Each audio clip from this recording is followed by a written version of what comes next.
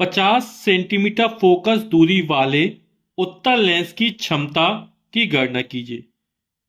तो जो उत्तल लेंस की फोकस दूरी दी जा रही वो कितनी दी जा रही? 50 सेंटीमीटर। और फोकस दूरी किस लिखते हैं? एफ से लिखते हैं, यानी एफ का जो मान है वो हमको दे रहा है 50 सेंटीमीटर। लेंस की क्षमता की गणना के क्षमता यानी पी, पावर, इसका मान हमको ज्ञात करना है। लेंस का मुख्य काम क्या है? प्रकाश की किरणों को मोड़ना होता है। जब लेंस से होकर प्रकाश की किरणें गुजरती हैं तो लेंस क्या करता है? प्रकाश की किरणों को मोड़ देता है।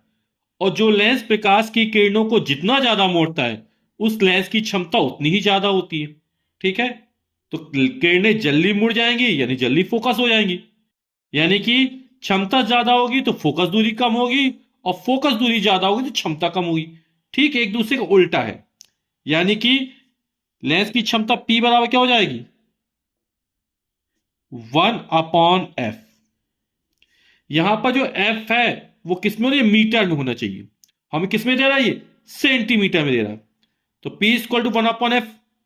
ये सूत्र का प्रयोग करेंगे जब फोकस दूरी हमको मीटर में दी जाए। सेंटीमीटर में दी रही है तो क्या करेंगे? 100/f लगा देंगे, या तो यहां पर चेंज कर लें, दोनों एक ही चीज है। ठीक, तो P बाय 100/f ये कब प्रयोग करेंगे? जब फोकस दूरी हमको सेंटीमीटर में दी जाए। तो 100/f, f का मान कितना है? 50 सेंटीमीटर। और 100 में 50 का भाग करो, कितना है? 2 आएगा। और लेंस की क्षमता का मात्रा क्या होता है? डायोप्टर होता है।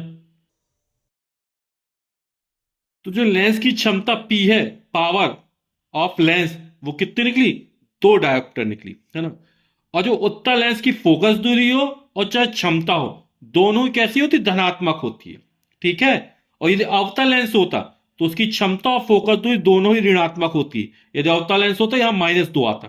ठीक है ना। तो उत्तल लेंस की फोकस दूरी और उत्तल लेंस की क्षमता दोनों ही कैसी होती है?